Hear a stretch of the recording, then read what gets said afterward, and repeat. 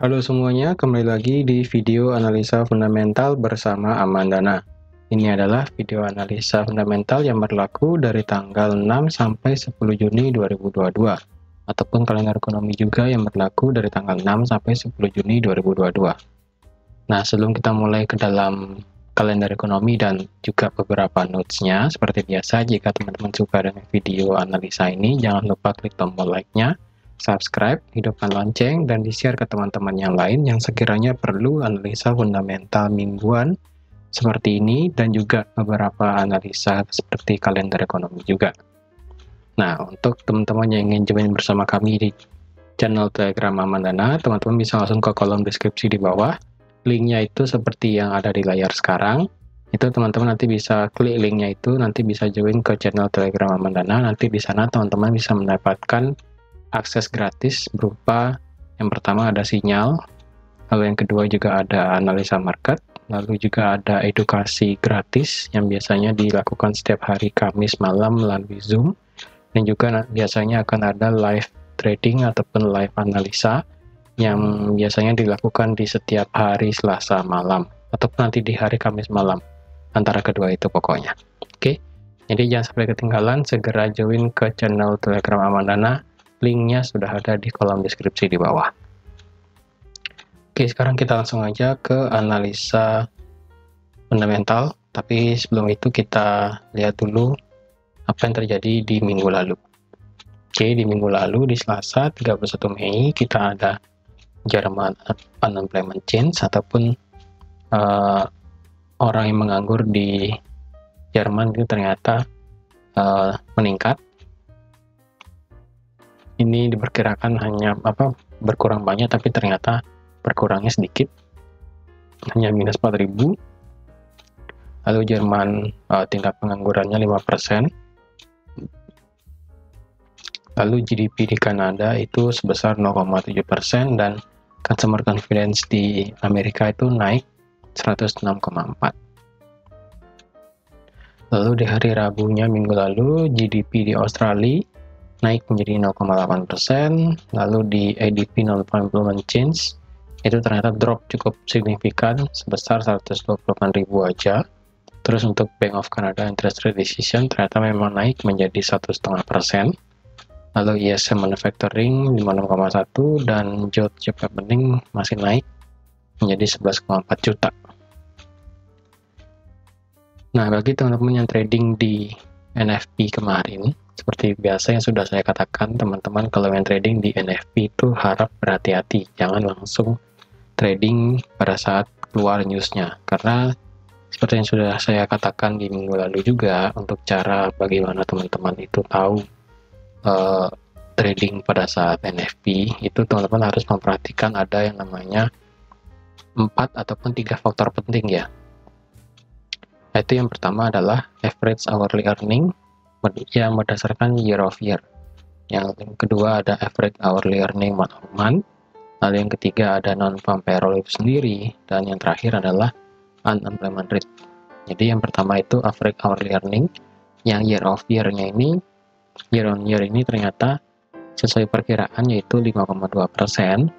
Lalu average hourly earning yang month of month ini ternyata tidak sesuai perkiraan, yaitu di bawah 0,1% menjadi 0,3%. Lalu untuk NFP-nya sendiri ternyata lebih bagus, cukup bagus lebih tepatnya dibanding perkiraannya ini. Perkiraan 325.000, ternyata yang keluar adalah 390.000. Itu berarti bagus. Nah, untuk tingkat pengangguran sendiri ataupun unemployment rate ini ternyata tidak sesuai perkiraan, yang dimana perkiraan ini turun menjadi 3,5%, tapi kenyataannya angkanya 3,6%. Jadi, kalau teman-teman perhatikan, di sini ada 2 merah di sini yang menandakan bahwa pergerakan dari indeks dolar itu pasti tidak serta-merta langsung terbang tinggi. Pasti ada gejolaknya di sana. Jadi kalau teman-teman yang trading pada saat NFP kemarin di jam 8:30 malam, itu pasti merasakan harga itu tiba-tiba naik, habis itu turun lagi, habis itu naik lagi. Itu karena market daripada jam itu, pada saat jam Amerika itu baru buka, data NFP ini baru keluar, market itu baru memproses yang dimana oh ternyata tingkat penganggurannya rendah dan pendapatan rata-rata per jamnya rendah. Itu seketika dibikin drop dulu dan melihat non-farm payroll-nya, oh non-farm payroll ternyata bagus nih, dan untuk pendapatan rata per jam secara tahunan itu masih bagus, masih dikatakan bagus. Nah itulah yang menyebabkan harga kemudian naik, itu turun lagi karena ada ini yang merah-merah ini, kemudian tiba-tiba naik lagi sekali.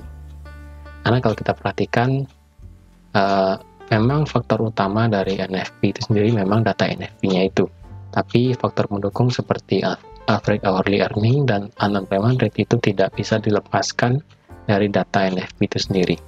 Apalagi sekarang ini ada merah, ada hijau, ada yang merah juga, jadi mix di sini sebenarnya. Tapi kalau secara chart nanti kita akan lihat untuk chart indeks dolar sendiri memang sedikit mengalami penguatan. Karena apa? Nanti kita akan bahas di notes-nya nanti.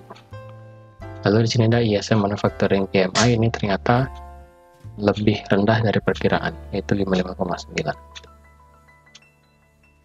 Nah, di sini di hari Senin nanti di tanggal 6 besok itu kita pasar Australia dan pasar Eropa itu mengalami libur.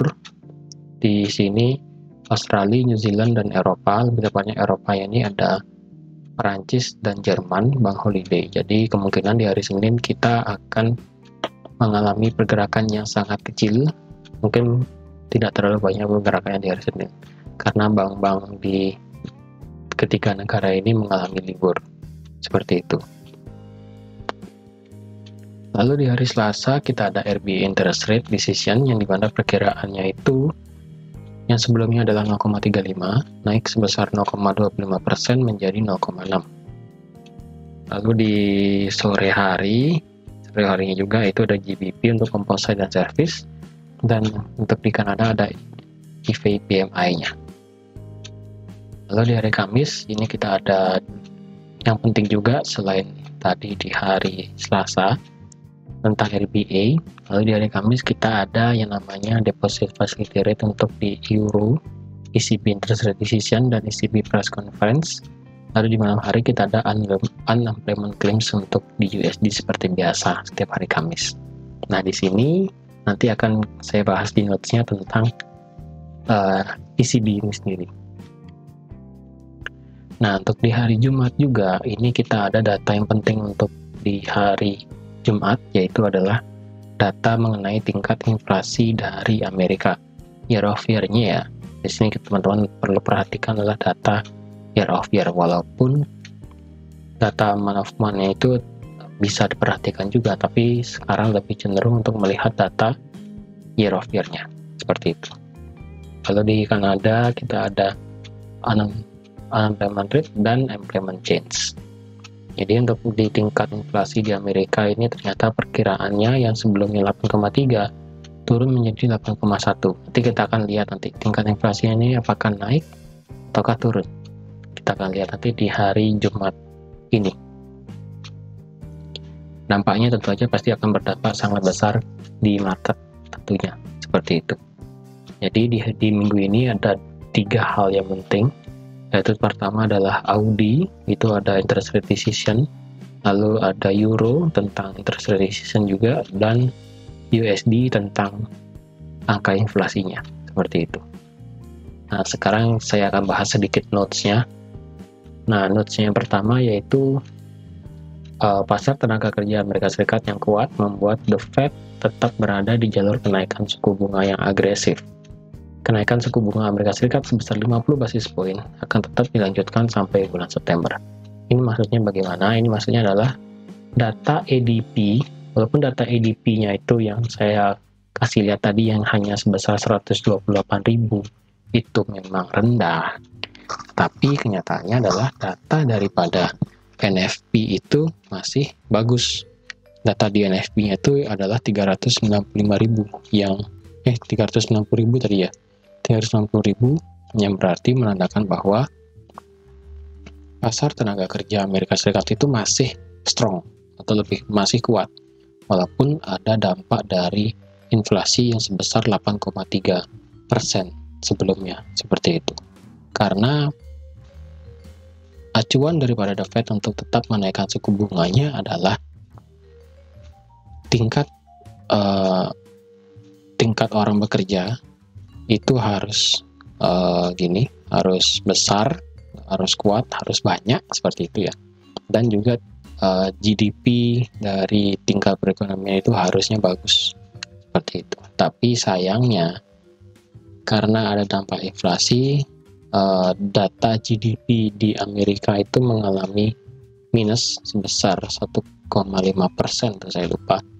Jadi perekonomiannya minus karena adanya inflasi, tetapi perekonomian ini dikatakan minus hanya karena inflasi aja, bukan karena tingkat orang yang bekerja. Jadi The Fed di sini masih fokus untuk menaikkan suku bunganya sebesar 50 basis point selama 3 bulan yang dimulai dari bulan Juni, Juli, dan September. Seperti itu. Jadi seperti yang sudah dikatakan oleh Jerome Powell beberapa minggu yang lalu bahwa memang selama 3 bulan ke depan, lebih tepatnya 3 meeting ke depan akan menaikkan suku bunganya sebesar 50 basis point sampai di bulan September. Nah, kalau yang sudah saya katakan kemarin di minggu lalu bahwa di bulan September kemungkinan akan ada yang namanya pengurangan suku bunga menjadi hanya sebesar 25 basis point atau bahkan mungkin di pause. Lebih tepatnya tidak ada kenaikan suku bunga karena untuk melihat bagaimana efek dari kenaikan suku bunga yang sudah terjadi sebelumnya di market, di perekonomian sendiri, apakah sudah mulai terasa, dalam artian itu apakah angka inflasi itu sudah mulai inflasi itu sudah mulai turun, angka inflasi itu sudah mulai mereda, apakah sudah turun atau tidak, seperti itu.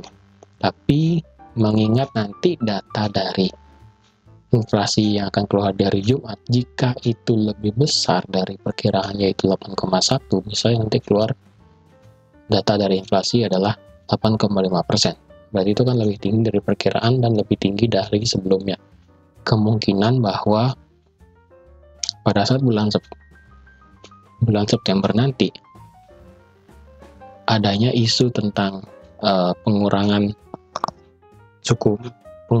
jumlah kenaikan suku bunga, pengurangan jumlah poin dalam kenaikan suku bunga, ataupun isu yang tentang akan adanya pause jeda dalam kenaikan suku bunga, itu kemungkinan tidak akan terjadi kemungkinannya, tapi kita tidak akan tahu karena itu masih jauh sampai di bulan September, masih lumayan ya, dari Juni, Juli, Agustus, September, masih 3 bulan lagi jaraknya.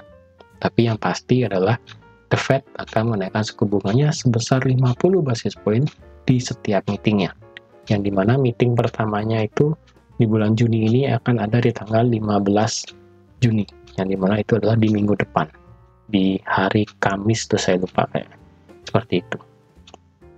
Seperti biasa itu di Kamis pagi ya, subuh-subuh seperti itu, jam 2 atau jam 3 FOMC meeting biasanya.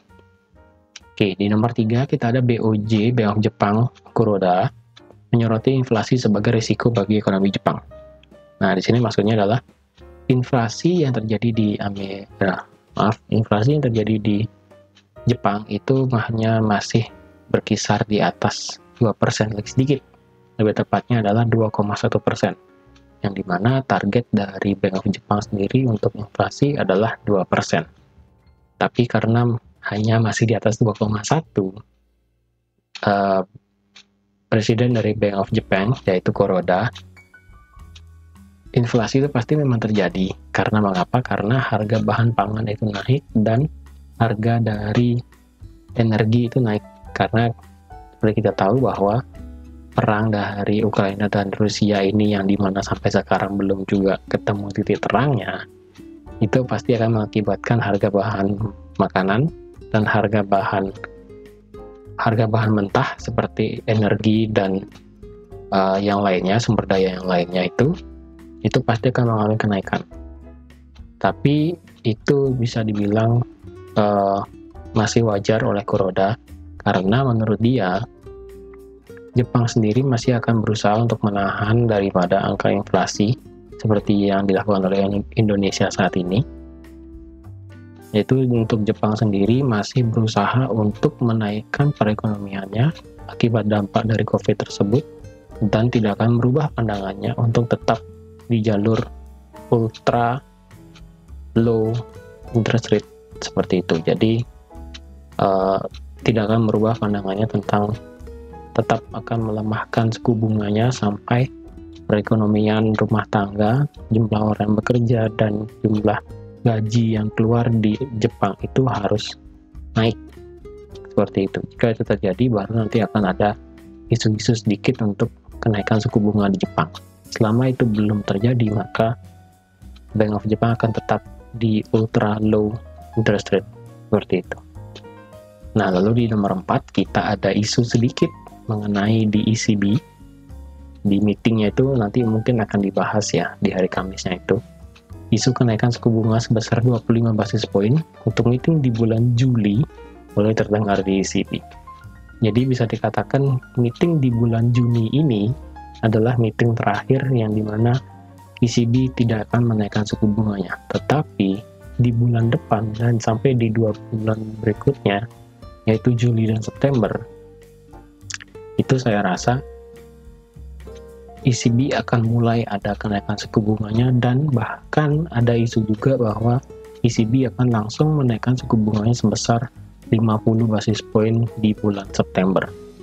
Seperti itu. Walaupun memang awalnya adalah 25 basis poin di bulan Juli, dan di bulan September akan menjadi 50 basis poin. Itu masih isu aja, karena Presiden Lagarde sendiri sudah mulai membuka pintu saran mengenai apa yang harus dilakukan dari ECB itu sendiri. Karena kalau kita lihat bahwa tingkat inflasi di Eropa itu mencapai 7,6% tuh, saya lupa. Seperti itu. Jadi memang sudah saatnya untuk Eropa sendiri untuk bisa bersaing di bagian interest rate ataupun suku bunga, bersaing dengan negara-negara tetangganya seperti Inggris dan Amerika Serikat. Seperti itu. Untuk di nomor 5, Bank of Canada mengisyaratkan langkah yang lebih agresif saat menaikkan suku bunga. Jadi seperti kita tahu bahwa Bank of Canada sudah menaikkan suku bunganya sebesar 1,5%. Nah, itu tujuannya memang untuk menekan tingkat inflasi yang terjadi di Kanada yang sebesar 6, sekian persen. Itu saya lupa. Yang dimana bahwa toleransi yang diberikan oleh Bank of Canada hanya sebesar 2% aja. Seperti itu. Dan pada saat kenaikan suku bunga itu dan adanya press conference kemarin, mengisyaratkan bahwa jika memang kenaikan 1,5% ini belum bisa menekan inflasi, maka Bank of Canada akan terang-terangan akan lebih agresif dalam menaikkan suku bunganya demi untuk menurunkan tingkat inflasi yang ada di negaranya. Seperti itu, karena memang seperti yang kita tahu bahwa tingkat inflasi adalah suatu angka yang dimana membuat suatu negara itu pasti resah. Karena mengapa? Karena perekonomiannya bisa dibilang mundur, lalu terjadi lonjakan harga yang sangat tinggi, para masyarakatnya mulai khawatir gitu kan. Semua mulai nanti bisa terjadi demo seperti itu. Jadi memang untuk Bank of Canada sendiri mengisyaratkan akan lebih agresif jika tingkat inflasi belum juga turun seperti yang diinginkan, seperti itu. Nah, yang terakhir untuk RBA, yaitu Reserve Bank Australia, akan menaikkan suku bunganya sedikit, yaitu sebesar 20 basis poin di bulan Juni ini, nanti di rapatnya di hari Selasa itu, di hari Selasanya. Tetapi ada juga beberapa meminta untuk menaikkan sebesar 40 basis poin, seperti itu. Nah, kita akan lihat aja nanti di hari Selasa apakah memang hanya naik sebesar 25 basis poin atau bahkan menjadi 40 basis poin. Jika menjadi 40 basis poin, maka suku bunga yang ada di Australia akan menjadi 0,75%. Itu bisa menjadi satu-satunya negara yang langsung secara signifikan menaikkan suku bunganya dengan cepat sekali. Seperti itu. Oke, jadi teman-teman sekian aja untuk analisa fundamental kalender ekonomi dan notes-nya di minggu ini dan juga yang terjadi di minggu lalu juga. Jadi kesimpulannya bisa dikatakan bahwa untuk di minggu ini teman-teman yang melakukan trading di Australia, lalu di Euro dan di dolar Amerika, itu harap berhati-hati karena seperti yang sudah saya katakan tadi, Australia akan ada pernyataan kenaikan suku bunga yang dibarengi dengan di Eropa. Lalu untuk di Amerika sendiri, adanya tingkat inflasi akan menjadi faktor pemicu pergerakan dari USD itu sendiri. Seperti itu. Oke, teman-teman. Jadi sekian aja untuk analisa fundamental dan kalender ekonomi di video kali ini. Terima kasih sudah like, terima kasih sudah share, dan juga terima kasih sudah subscribe juga. Jika teman-teman ada pertanyaan seputar analisa fundamental seperti ini, jangan lupa langsung ke kolom komentar. Kita akan diskusi bareng tentang apa yang ingin kalian tanyakan. Oke, jadi sekian aja, dan sampai jumpa di analisa fundamental mingguan berikutnya. Terima kasih, dan sampai jumpa. Bye-bye.